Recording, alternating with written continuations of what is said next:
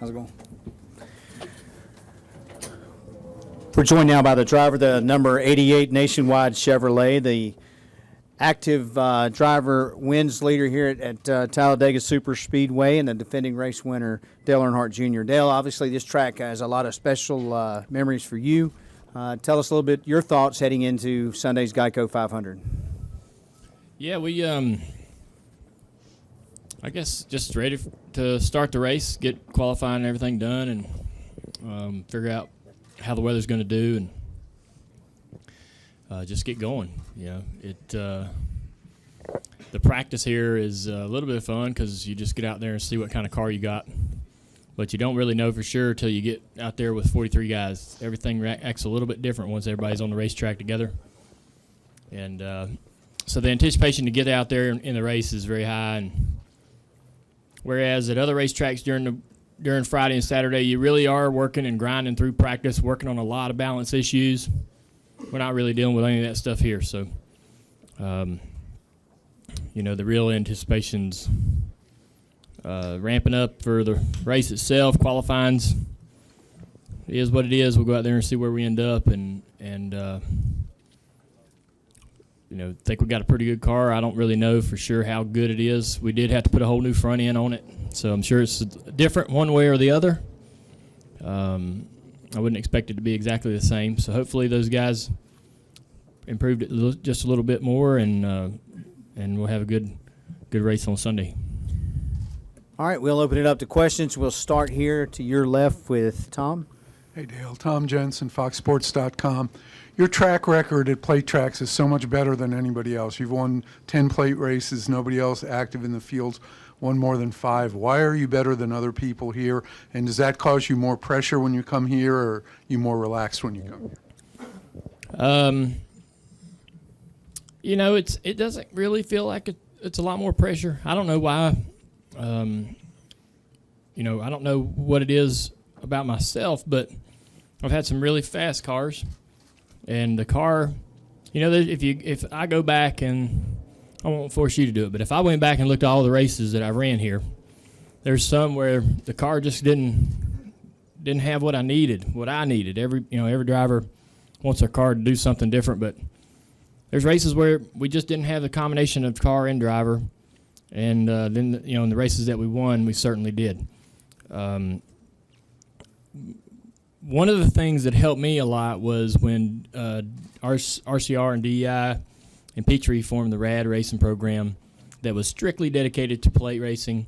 And Tony Sr., Tony Jr., just by happenstance, happened to be very smart about what they needed out of their plate cars and how to work in some of the gray areas that a lot of people didn't know about. You know, watching my dad, who's one of the best, I learned a tremendous amount because I solely watched him, you know, whereas someone else who grew up around the sport may not have focused as much on one particular driver. And so all those things maybe helped me develop into a better plate race car driver than the average guy. But the cars are everything. If the car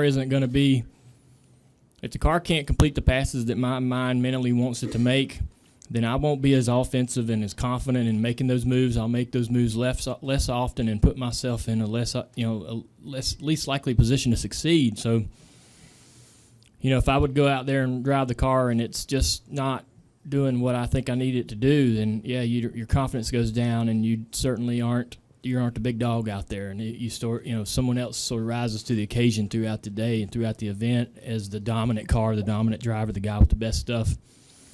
And he's the one that tends to control the race.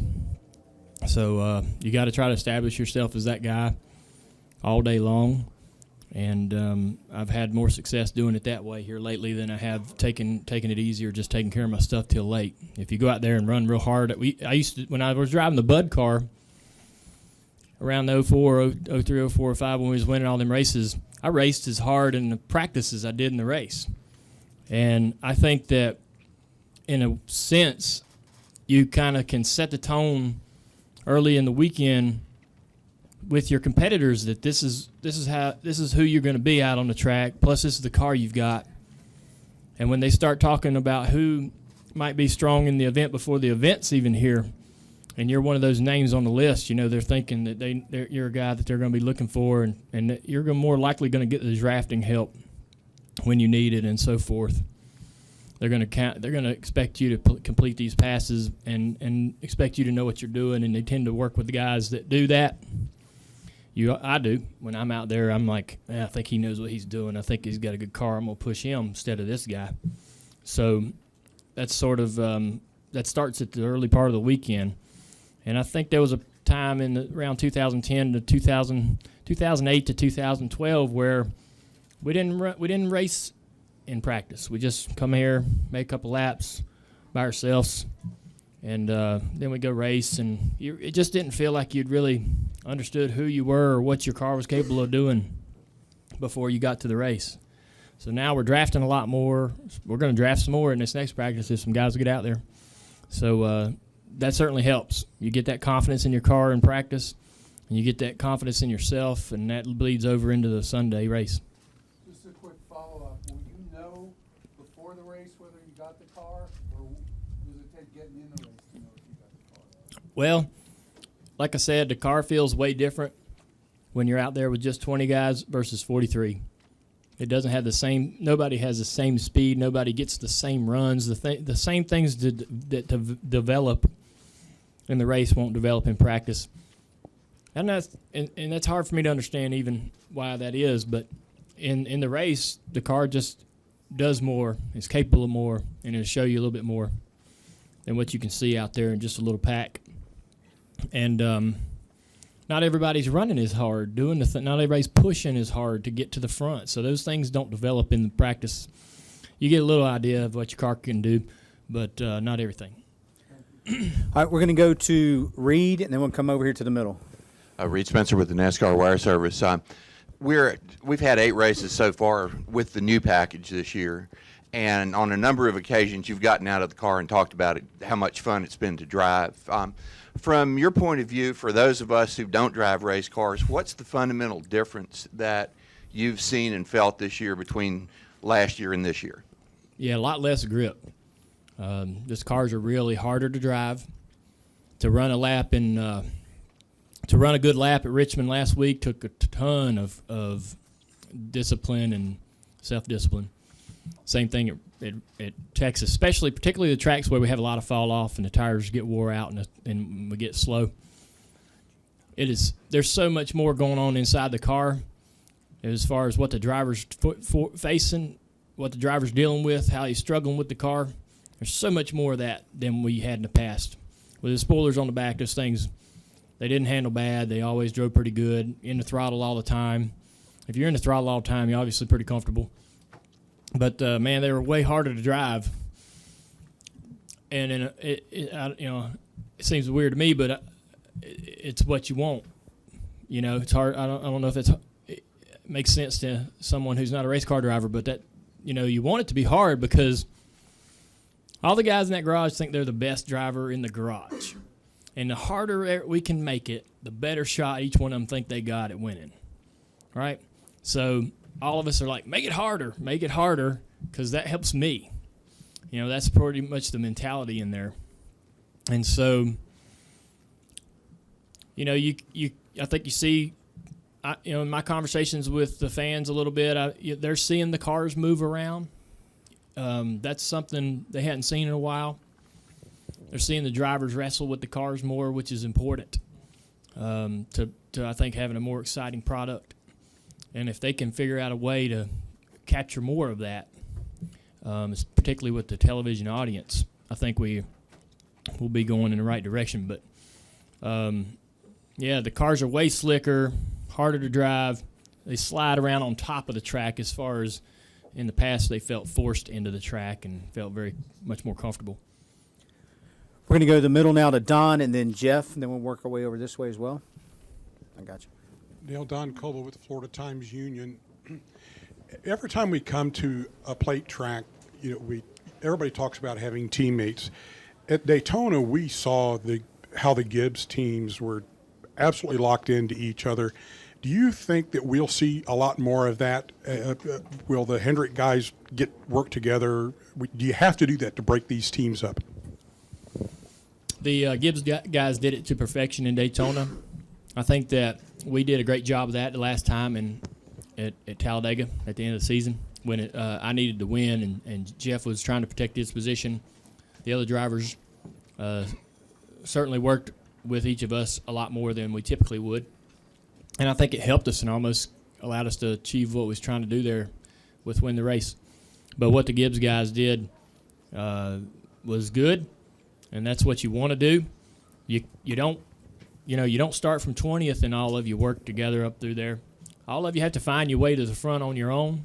But once you get there, you quit racing each other and just race everybody else. It's hard to do because somebody's going to have to be at the back of that line of teammates, and that's not where any of us want to be.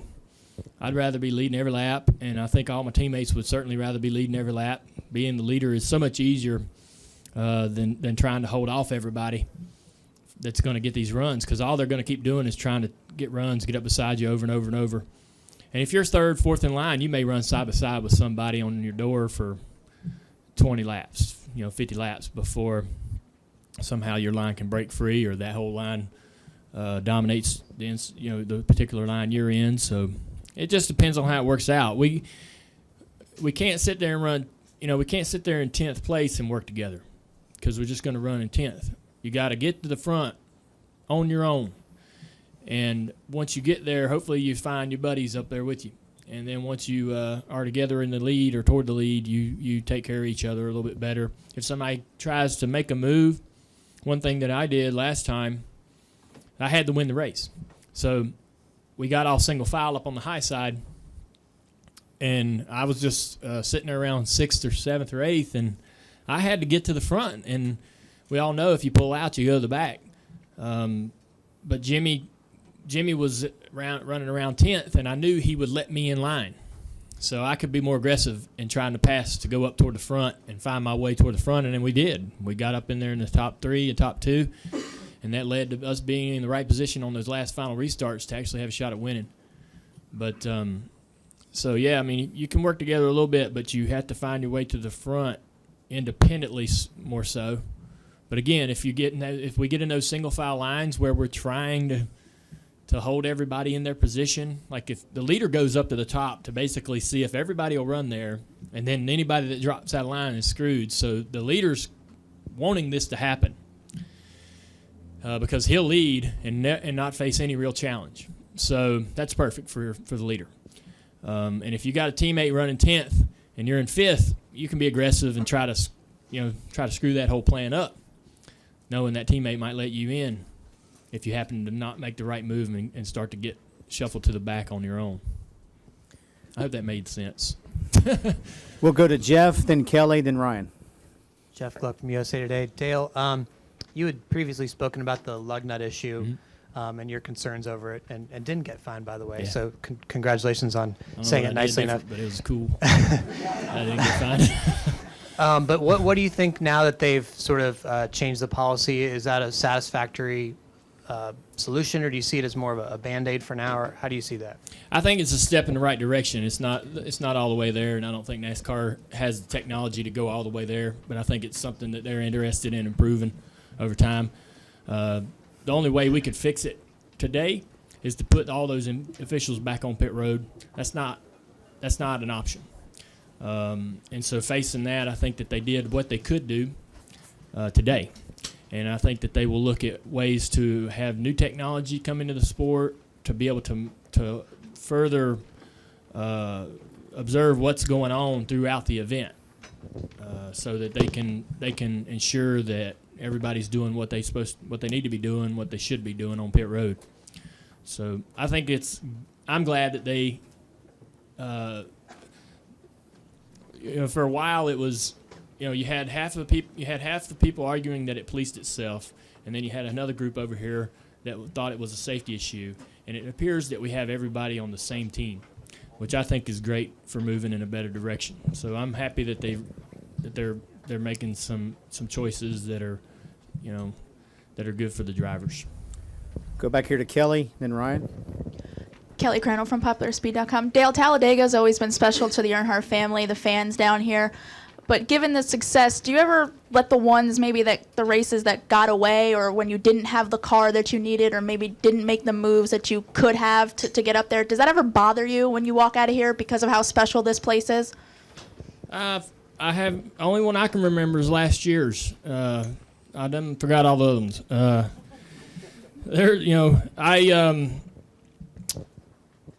I swear that race we ran. I'm gonna pat myself on the back a little bit, but I swear the race I ran here last year I thought was the best race I'd ever ran at Talladega, and it'll not really ever get remembered because I didn't win. So I'm disappointed because what happened in that race and what we were doing with the car and what the car was doing was amazing. So it sucks because we just 6 inches short of being declared the winner.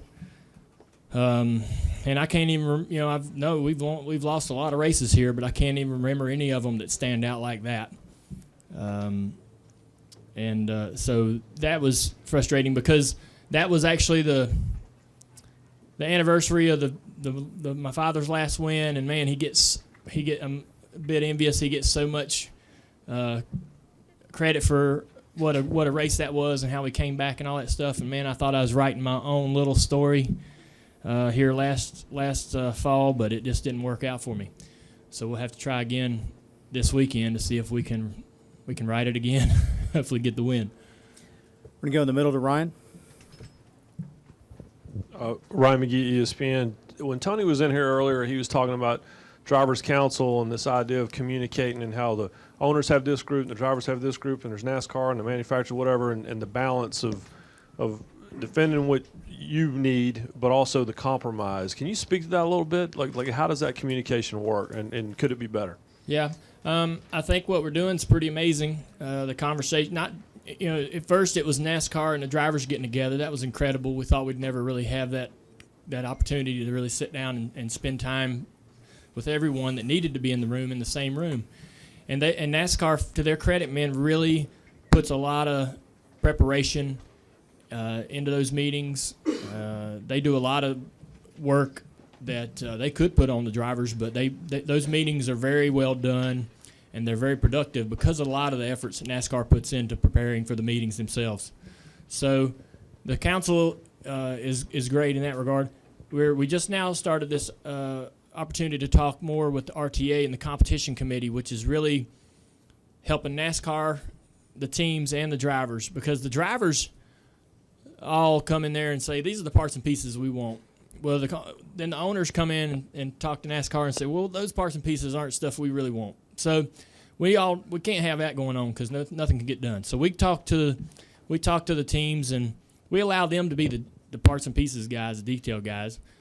It's now up to the drivers just to say, this is what we want to feel. This is what we think would make good racing if the cars drove in this manner. And it's up to the RTA and NASCAR to come to an agreement on the direction the cars go technically. And the other point of that, too, is I've learned a tremendous amount about what is possible and what's not possible. You sit as a driver, you go through all these great ideas that sound awesome until you have to really put them on paper and make them work, and the teams will tell you whether that's feasible or whether it's not. And NASCAR will too. So I've certainly learned a tremendous amount about really how that process works between NASCAR and the competition side of the RTA. I've gained a lot more respect for the individuals in our sport with NASCAR and with the RTA and the competition committee. So, it used to be just drivers. When we started the council, it was drivers just pounding their fists on the table, and it's turned into so much more than that, and it's really productive. We've got time for one more. We'll go to Lee, please. Lee Spencer, motorsport.com. I'd be remiss if I didn't bring up your father's birthday, and it'd be kind of hard to imagine him collecting Social Security because he was such a badass. But what do you take away from today, and how will you remember your dad? I'd have to actually be reminded on what days I have to be kind of reminded by somebody. I don't look at the calendar on the 28th and go, oh, tomorrow's Dad's birthday. I wake up in the morning and see something on social media and go, that's right. Damn if it ain't the 29th. because it sneaks up on you. We're so dang busy, you can't really keep stock in what day it is or where you are half the time. But you know, it's crazy to think of what he'd been like at 65 years old. You know, you kind of had an idea he wouldn't have changed a whole lot had he lived a little bit longer. But at 65, and what would he have been like at 80, and all those things would be hard to imagine. But it's awesome. One of the best things about it, and I've said it before, is that it's great that people still talk about him. That the sport, his fans, the media, that everybody still acknowledges who he was and what he meant. That's all I care about, is that he's always, you know, we don't ever, you know, forget just the impact that he had, because I felt like it was he had so much influence. Definitely in the top, you know, 5, top 3 people that influenced the sport as a whole. More than, you know, as much as Bill Sr. and guys like that. You know, I think I put him right up there with people that really changed the sport, and it's so awesome to see him get that kind of appreciation and recognition even after all these years. So hopefully that is something that never changes, and I see it, you know, on his birthday and days like this is when I'm reminded of those of that appreciation that everybody has for him. Yep. Dale, thank you. Thank Good you, luck this guys. weekend. Have a good weekend.